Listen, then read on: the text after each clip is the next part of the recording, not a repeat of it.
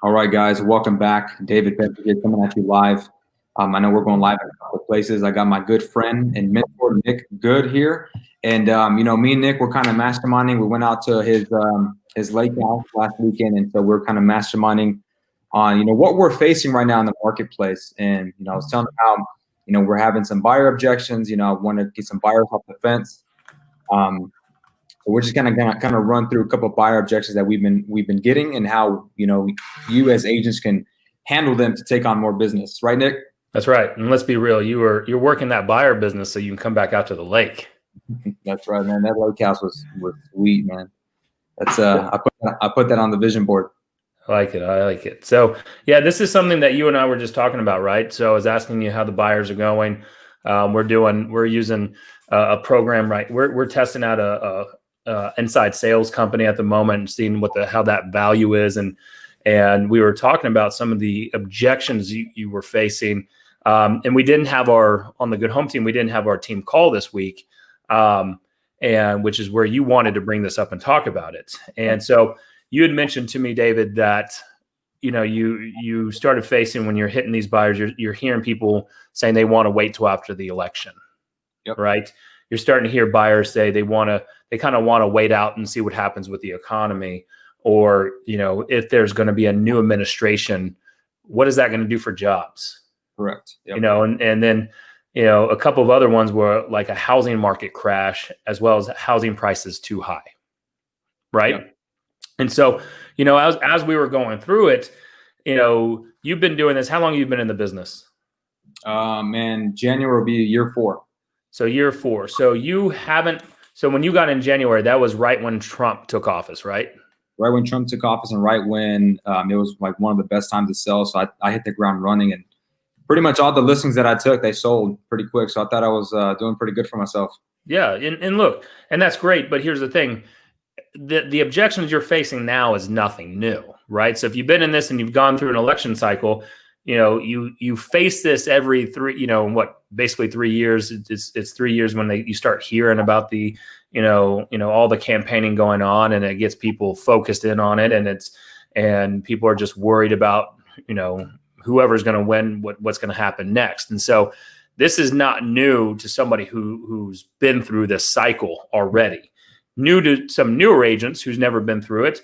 And these objections, they're just temporary roadblocks, because that's not getting you to the true motivation of why they're looking at buying a home, right? Or looking at selling a home.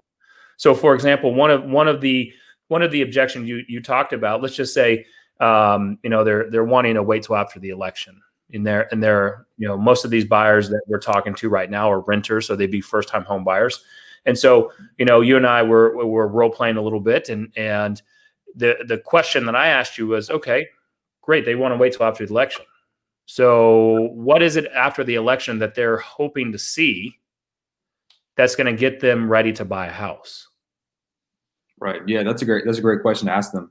Right. And then just digging deeper on that, because that's not the election is not their motivation for buying or really holding back. Right. There's a lot of fear mongering going on right now on both sides of the parties. And, we get caught in the middle of it. And so especially first time home buyers, what we want to dig into is, tell me more about why you're wanting to get into a house. Because right now we're seeing a lot of people that live in apartments reach out to us, especially when COVID happened, because they were wanting to get into a home. So if they had to quarantine again and they had to be stuck in their house, they had a place to get outside the backyard, stretch their legs, and just have a little bit more extra room to roam around. Mm-hmm. Right. So, it's asking those questions and digging deeper. Most agents that I know that I talk to when we say that we're facing these objections, when I ask what was their motivation, well, they don't know, because they didn't ask the questions. Right. If I ask you, David, like right now, you're wanting to buy a home, you inquire on my website and like, hey, David, it's Nick Good with the Good Home Team eXp Realty. I was just giving you a call. I noticed that you were interested. At one time, you were at least interested in about possibly looking into more about buying a home. I wanted to get you set up on that special custom home search that we have. What has you wanting to get into a new house? Well, I put it off on hold until after the election. Okay, great, David. What about after the election that has you wanting to put your home buying plans on hold? Right? Yeah. Who are you? Is there a certain candidate that you're hoping that will win? That's going to get you into home buying? I mean, here's the thing. I don't know. That might get us stuck down a rabbit hole. We might get stuck in a 15-minute conversation. It could, but it also can build rapport. Yeah, and you need to know, we need to find out that true motivation, right? And then digging deeper, how much are you paying in rent? Because right now here in the Plano area, we're running a lot of people that on average, they're roughly about $1,500 to $1,700 a month, right? So if they're paying $1,500 a month, that's $18,000 a year that they're paying, right? And you made a good point, Nick, real quick. I just want to interrupt you. When we were kind of talking about this and you said, when people go into car dealerships, they don't necessarily look at the price, but they ask you, where do you want to keep your monthly payments? And they do anything and everything possible to help you achieve that, regardless of the sales price of the car. Yeah. Right? Yeah. I mean, look, the price matters at the end of the day, but they're not, go talk to any good car salesperson who actually sells a good amount of cars, a fair amount of cars. And when you're talking to them, they're not saying, do you want to spend $50,000 on a car or $80,000 or $90,000, right?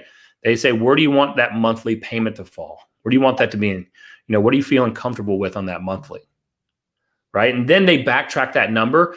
And guess what? More often than not, if you walked out and bought a new car or pre-owned or whatever, more than likely they've pushed you up a little bit on your payments there. Right here, what we just want to know is let's look at the math on this. Most people don't do the math. So you're at $1,500 a month, right? Let's say you have a great job. Let's say you've got, good, over a 680 credit score. And what I want to know, David, from that is, all right, $1,500 a month, that's $18,000 a year. How long have you been renting for? Let's say you've been renting for 5 years.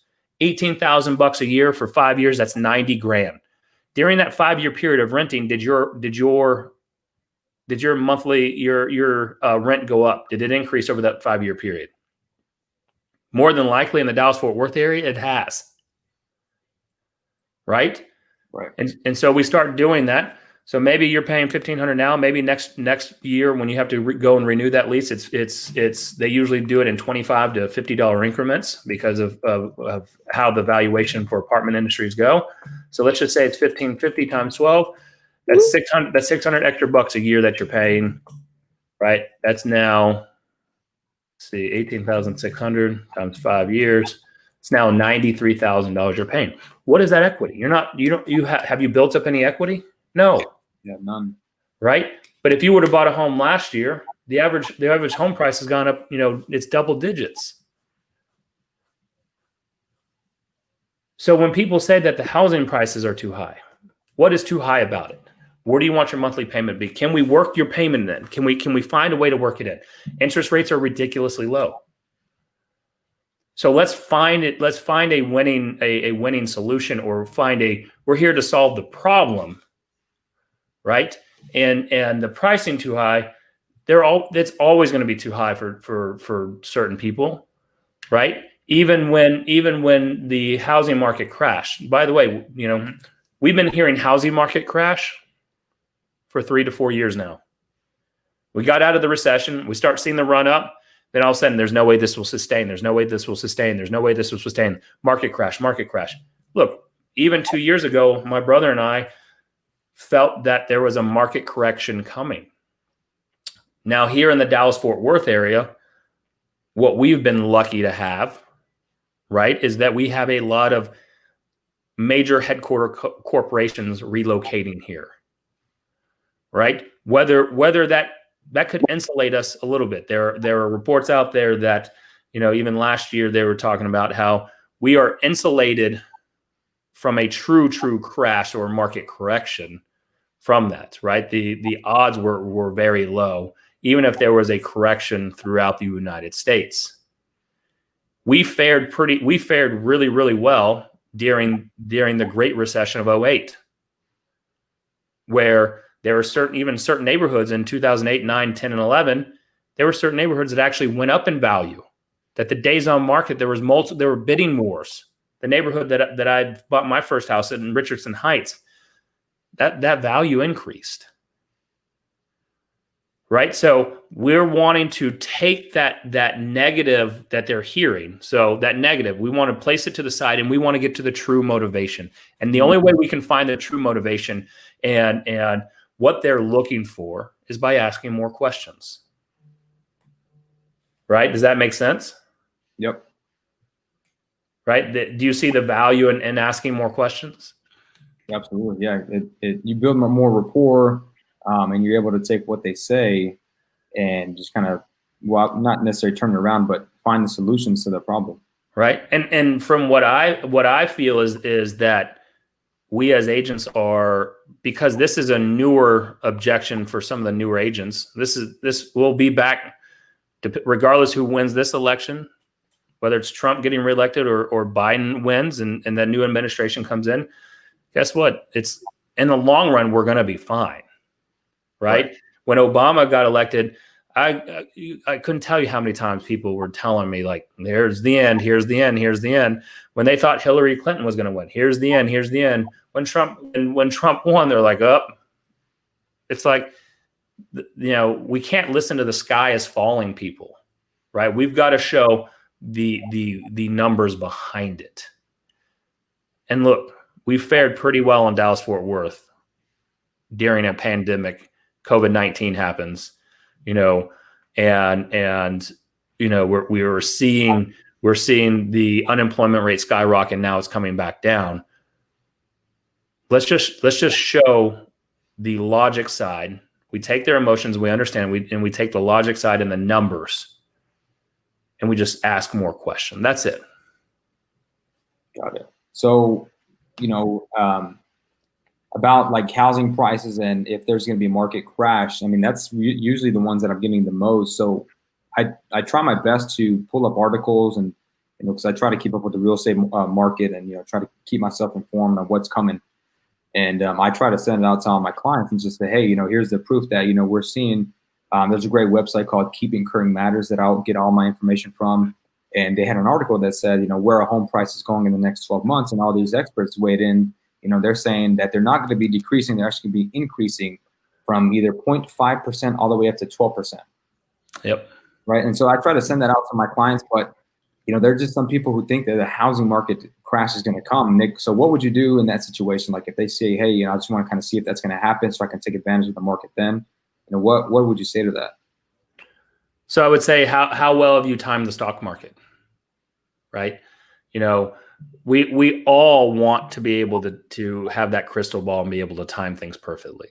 By the time you're ready to go and you think it's the best time, you may have already missed it.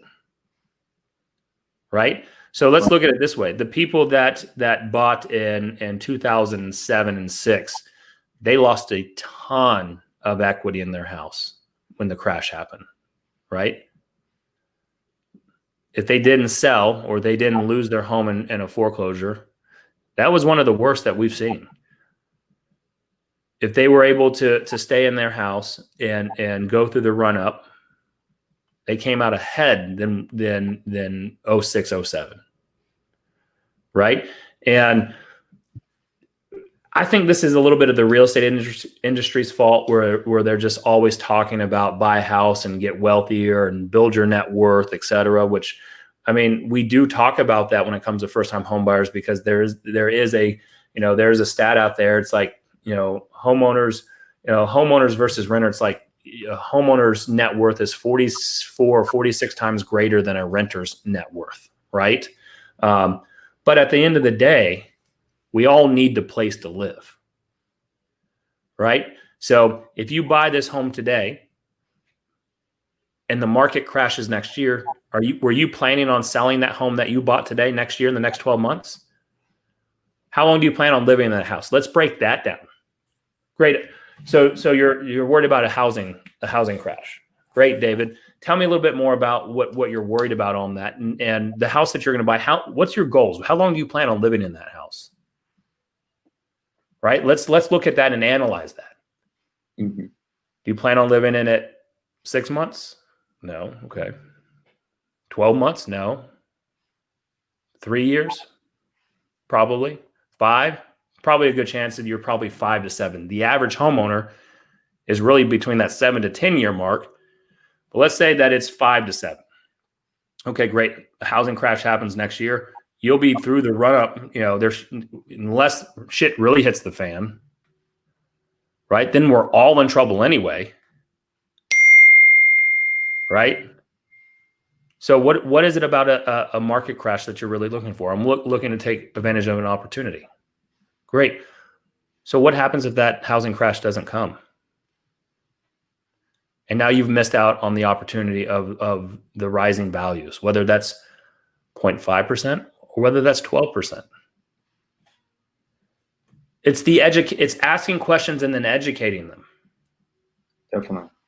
Right? We're not here to make anybody stupid. You feel stupid, right? Or to mock anybody or to embarrass them or whatever. It's about asking the question so we can truly understand their motivation behind it. Because the majority of people, yes, they want to buy a house that goes up in value. But the real reason behind it is they want a place to call home. They want a place that's theirs. That's the main thing, man. And if we ask those questions and we can dig deep and find the real reason, the real motivation for them wanting to buy or even sell a house, let's say they're a homeowner, right? I know that you had talked to a gentleman who works for American Airlines and he's worried about losing his job. That is a real objection and a real fear. Well, I had to actually ask and dig questions to actually find that from him. Great. And that is truly a real fear, right? With what's going on. And so what you do with that is you build rapport, and then you keep your follow-up there and see, is there going to be an airlines bailout? Is there going to be another stimulus round for them? Right? Because if not, yes, the airline industry is going to go through massive layoffs. Mm-hmm. Right? Their traffic capacity is down 75%. Right? I mean, that's a huge hit to their industry.